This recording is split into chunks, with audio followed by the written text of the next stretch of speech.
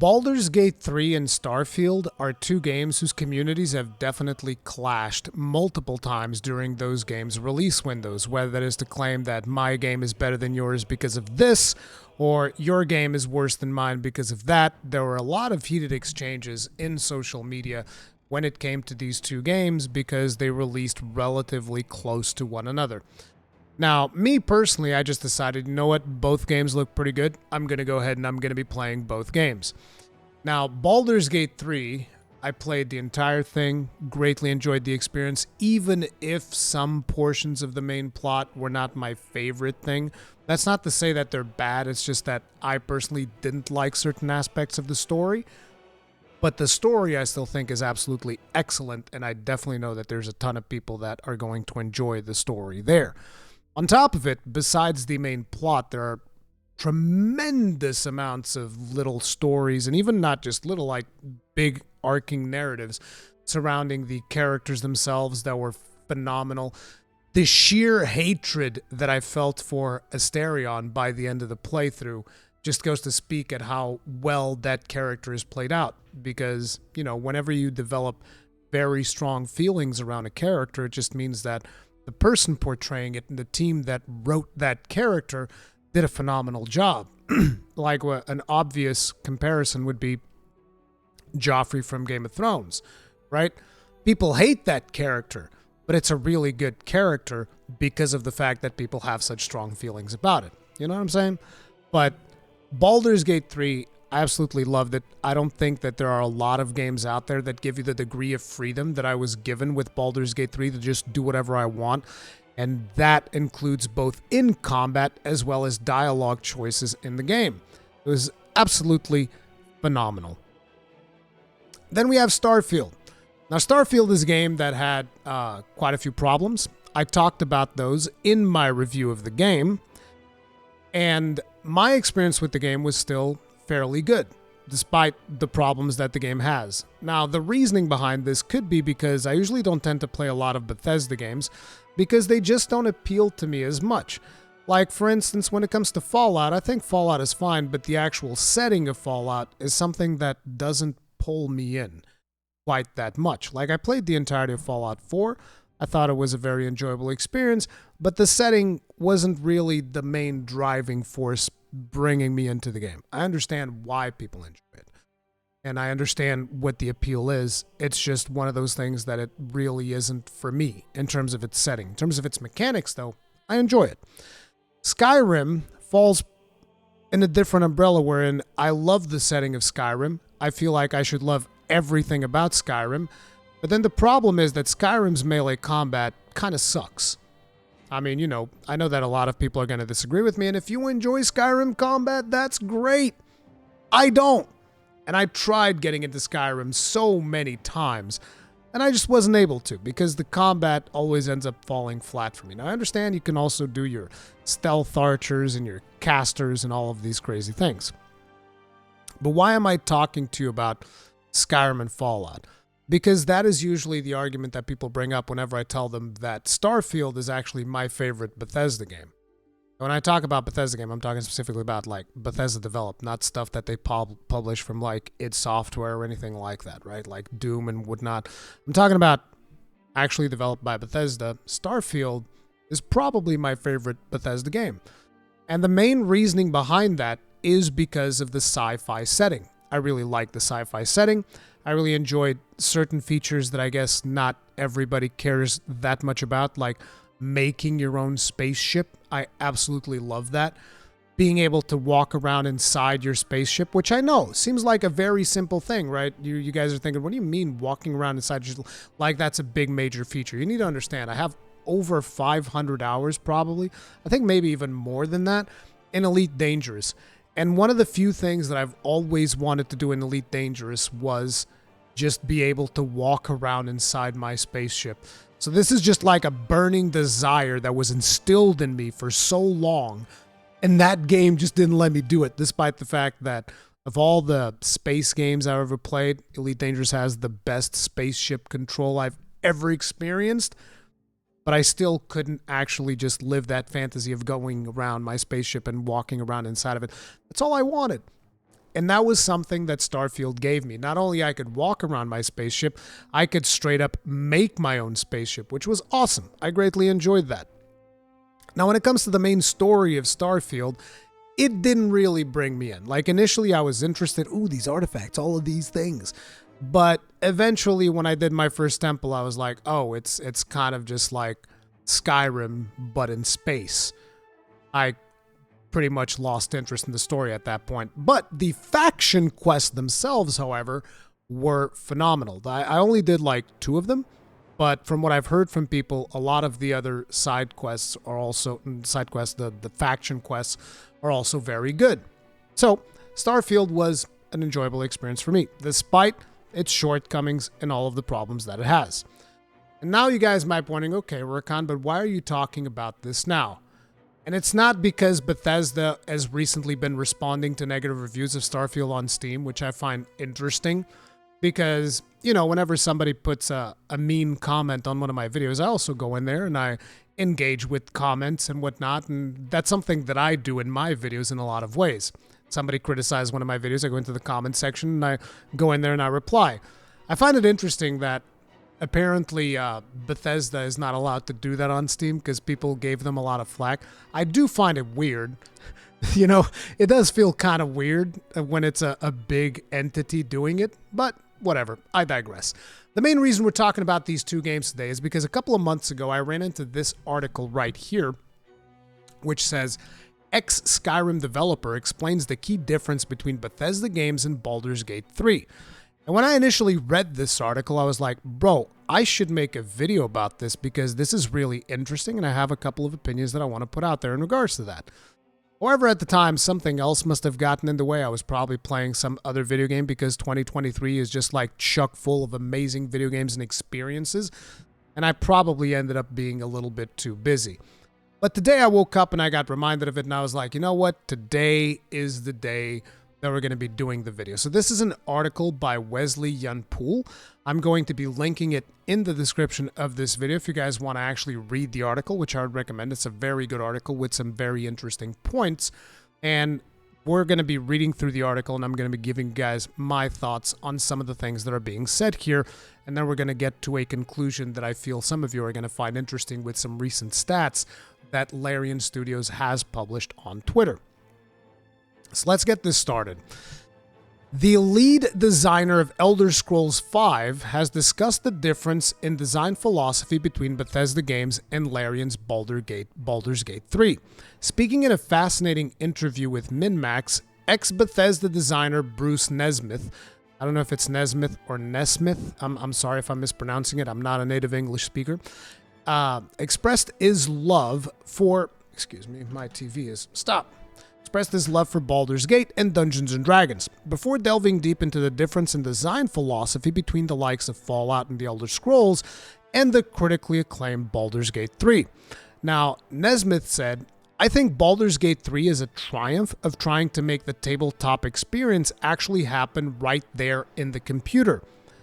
My hat's off to Larian and the groups there. And I completely agree with this. This is something that I've mentioned. The degree of freedom that you have in Baldur's Gate 3 is very much akin to a Dungeons & Dragons session.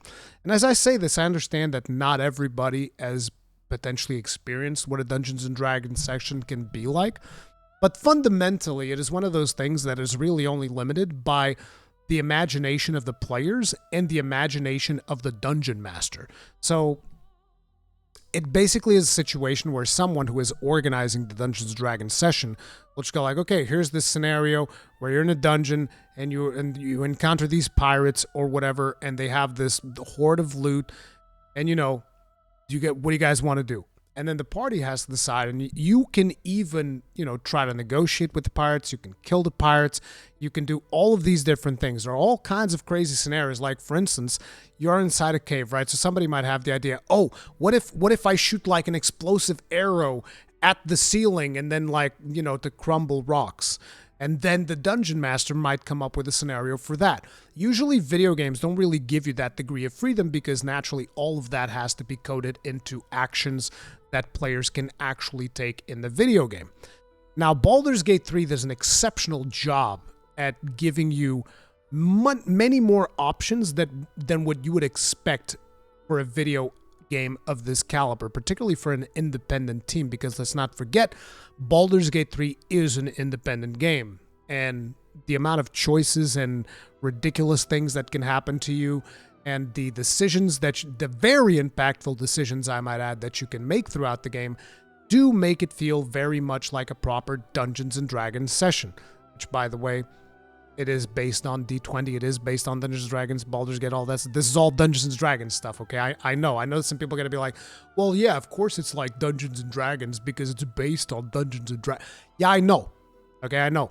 I'm just trying to explain to people the whole scenario here, okay? Keep it in your pants. Now, continuing. Baldur's Gate 3 is praised for doing perhaps the greatest job yet of recreating the chaotic, everything matters, anything is possible gameplay Dungeons & Dragons is famous for. It is a game in which a seemingly innocuous choice can result in great swaths of story falling by the wayside. A game in which some party members will simply walk out on you or refuse to join forces with you in the first place if you make the wrong move. Minthara, I'm looking at you. Oh, I killed her. She was a dark elf, what do I care? More than that, Baldur's Gate 3 is a game that rewards experimentation. Most definitely. Remarkably, it copes with players' outlandish ideas, sometimes with unique dialogue or story development most players would never normally experience. In the weeks following Baldur's Gate 3's launch, Matt Mercer's very smart crate stacking trick that got him to the top of a castle went viral, as did the owl bear from the top rope attack. Bro, the owl bear from the top rope is such a creative thing. So I didn't actually do that, but for those of you that are wondering, what the hell is the owl bear from the top rope?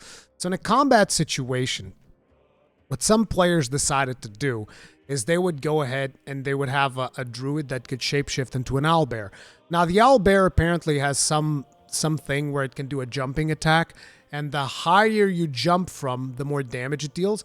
So what players would do, and it's an AoE attack, what players would do is they would stack a bunch of crates, they would get the druid that's going to shapeshift into an owlbear or whatever at the top of it, and then just like yeet that dude off of those crates, which is why the owlbear from the top rope, and that would just delete one tap, I think, almost everything in the game, which is pretty cool. That deals enough damage to take down pretty much anything, as they say here. Bethesda games, including the recently released Starfield, are built differently. Choice and consequence is often limited in scope.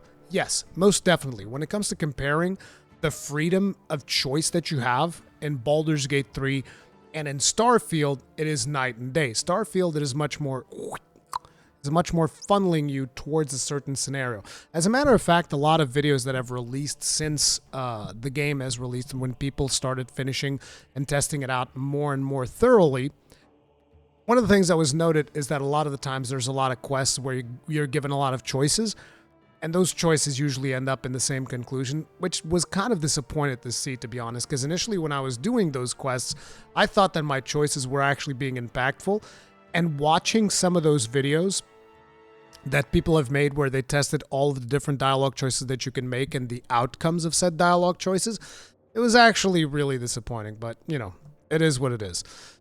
Which side quests playing out almost in isolation to the main quest so that they can be experienced by as many player types as possible. Bethesda games revolve around the awe and wonder that comes from exploring a vast open world. See those mountains over there? You can go there anytime. That's the Bethesda promise, and the developer has over the years done a wonderful job keeping it. In the interview, Nesmith acknowledged many of these differences and praised Larian's bravery when it came to locking off content. The thing that at Bethesda we could never get ourselves to do is that they, Larian, poked into all the darkest corners. They've come out and said quite bluntly, we don't care if only 1% of the players will ever see this. Those 1% that do are going to be happy, and they will tell the other 99% who will then be happy the option existed. At Bethesda, the games we were making were so big we had to take an approach of, well, everybody's got to be able to do this at some point. We can't lock off the content that way. And you can see it in our games. We don't. You can get to the heads of all the guilds. You can be friends with all the companions. You can go to all the places. Nothing is off limits. And to be honest, this to me is the crux of this particular article, right? And this is one of the biggest failures when it comes to Starfield. Because you see, when you have a situation like this, and in a way, I thought it was kind of immersion breaking that my character could simultaneously become like the head of the Crimson Fleet or whatever. I'm assuming that's an option if you follow through with the Crimson Quest, the Crimson Quest faction quest line and all of that stuff. It was something that was weird to me that like, oh, I can be the leader of this, of the Crimson Fleet, and at the same time, I can be a member of the Freestar Rangers.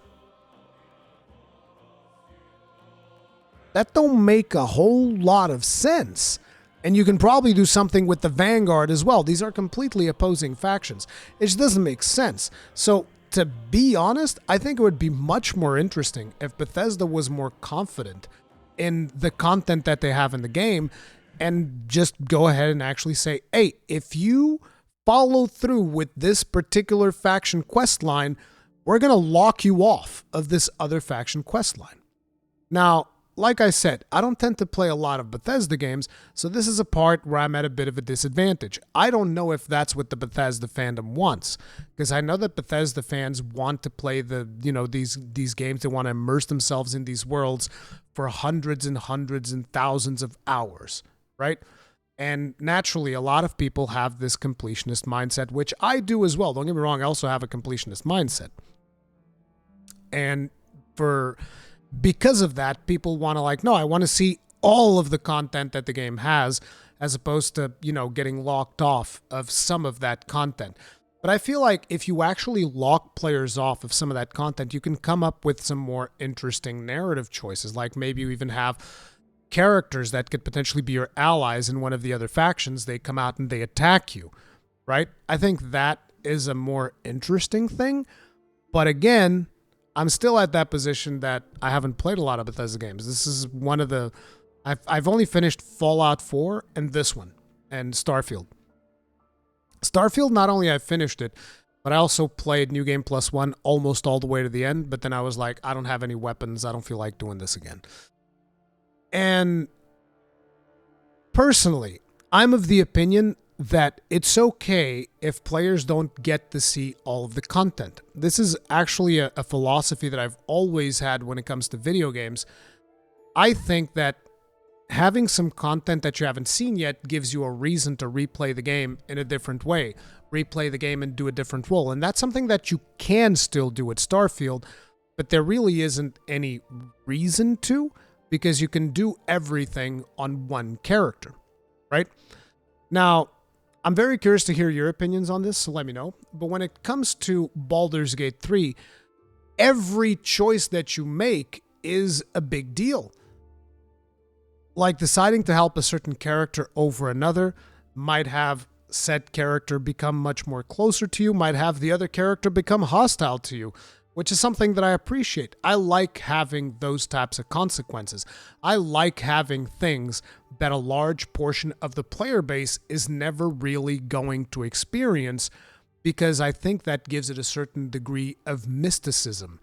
Because those few people that do experience that small bit of content that, not as many people experience, those are going to feel much more, how do I explain this? They're going to feel a lot more, a big sense of achievement, pride and accomplishment. You guys remember that one? But unironically, because oh my God, I actually did this thing. This is insane. This is awesome. This was actually a choice that they put in the game. I can't believe they did this. Like, for instance, I don't want to spoil anything. I wanted to bring specific things, but I don't actually want to spoil anything of the game. I want people that have never played Baldur's Gate 3 to go in completely blind and actually experience it for yourselves.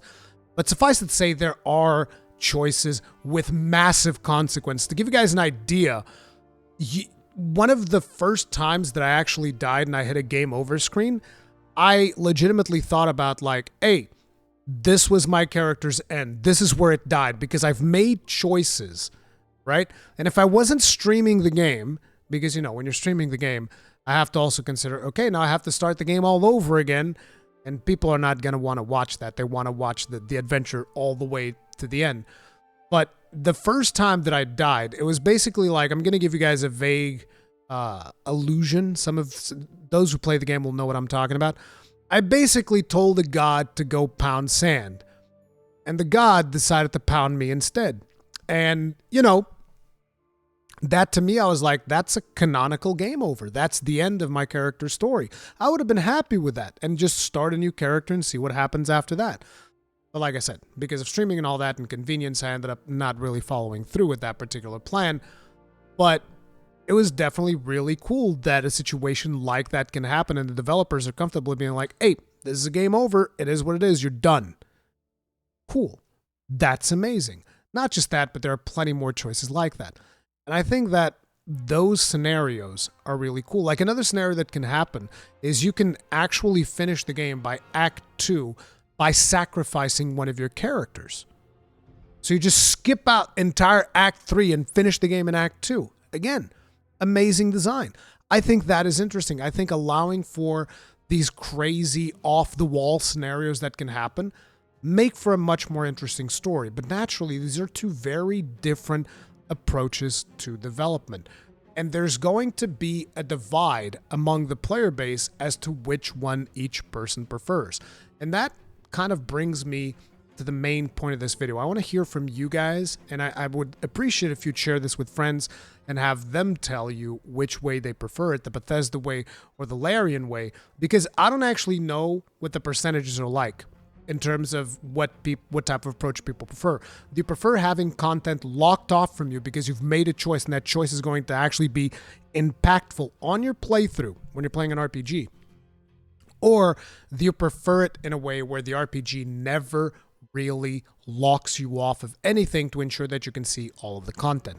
Me personally, I prefer the Baldur's Gate approach. But anyway, let's just do a quick wrap up of the article here. But when you play Baldur's Gate 3, you get the impression, rightly so, that this decision I'm about to make will close off parts of the game and open up others. It is meaningful. That means something. That's a big deal. You have to acknowledge that. I'm going to just pull numbers out of my ass here. Any player is going to see 50%. Any one player is going to see 50% of the game. That even depends, because sometimes you might even see less of it when it comes to this context. Like a very interesting thing is with another game that came out this year, which is Remnant 2, a lot of players will play through that game and they'll finish the game in like 12 hours or something like that because of the choices that they made along the way. But the reality is, by the time you finish the game, you've maybe seen 20 to 30% of it. And that's a cool thing because it gives you replayability. Anyway, continuing here. That's it. And furthermore, the work that I do as an individual developer may only be seen by 5% of the people out there. That's a little disheartening. No, that's awesome. Hey, bro, what parts do you work on? Oh, this thing over here that hardly anybody ever gets to. But the people that do get there, it's so much more meaningful for them. Nesmith went on to explain Bethesda's approach. We were also in the business of making games that people would play for hundreds of hours. If you cut out 50% of your game, they're not going to play for hundreds of hours. And this is where I disagree. Like, for instance, look at Dark Souls. It's not a game that is designed for you to be playing for like 500 hours, yet people are still playing it today. Dark Souls is still a super relevant game. Why? Because they just designed a good game and people just want to play it over and over and over again for things that they've missed or for new challenge runs or for different builds and all of these things.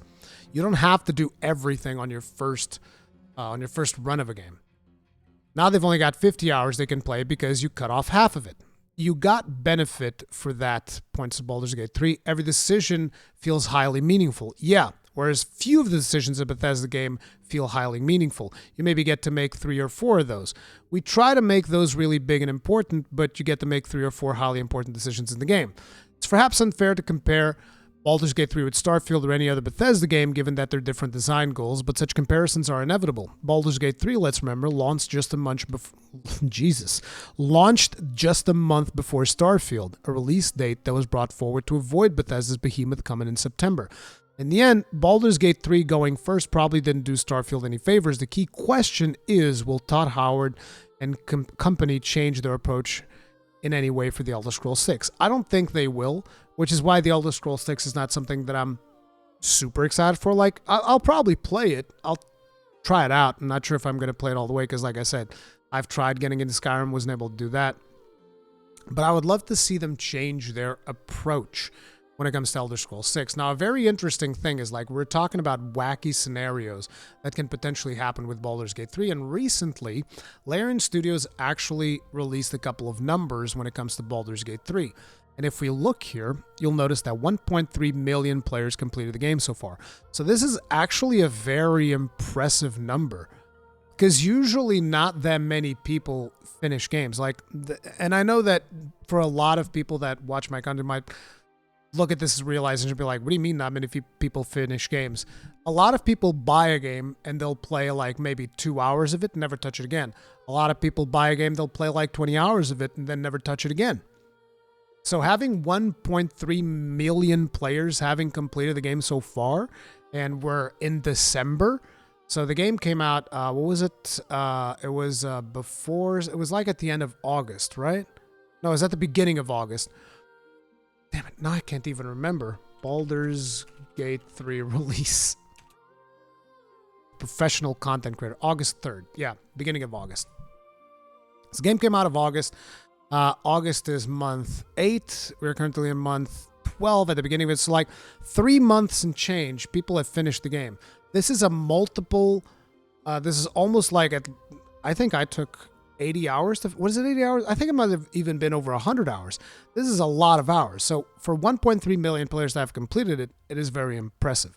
94 players created a custom character. I mean, I just feel like custom character is the way to go when it comes to Baldur's Gate 3, so it doesn't really surprise me. Everybody wants to make their own hero that they have in their head, which in my case, obviously, Dwarven Bard, best, one of the best playthroughs ever.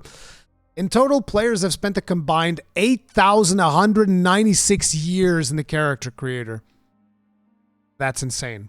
And then we have some of those crazy scenarios that we're talking about. 1.24 million players have been transformed into a sentient wheel of cheese. I've never even done this quest. I don't know what this quest is about. This sounds absolutely crazy. Then we have a couple of more stats. Oh, I thought that these were different ones. I basically did the same stats twice. My mistake. I should have looked at this better. 14.4 million characters have been disintegrated into a pile of gray dust. I don't actually know what this one is. 1.2 million characters have been compelled to dance against their will. Yes, and one of them, I've got him to dance on top of grenades and he blew himself up. It was gorgeous. Given the option, 60% of players request that Halsin bear all, not bear all. So I guess it's when they, you get the choice to have sex with Halsin in bear form. 66% of players chose no. Okay.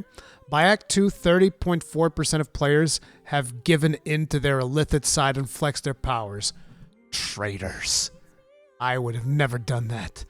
Total playtime, 452,556,984 hours, or over 51,662 years. Baldur's Gate 3 is definitely the more successful of the two games. That's for damn sure, at least in my opinion. I don't know if commercially successful, but just like the stuff that they've achieved is much greater. That's not to say that the experience of Starfield is bad, but at the end of the day, yeah, if you are comparing these two, it is what it is. But now, I want to hear from you guys. Which approach do you prefer to the choices situation? Less consequences so that you can see all of the content, i.e. the Starfield approach, or more consequences so that, whenever you make a choice, it is actually a meaningful, impactful choice. Let me know in the comment section down below, and if you enjoyed this video, hit the like button, subscribe, bell notification icon, all of that jazz. And be sure to tune in on Thursday because we are going to be live streaming the Game Awards, and most likely Baldur's Gate 3 is going to take home the win. At least that's what I expect. Anyways, that's going to be it for now. See you guys in the next one. Stay strong, stay safe. Peace out.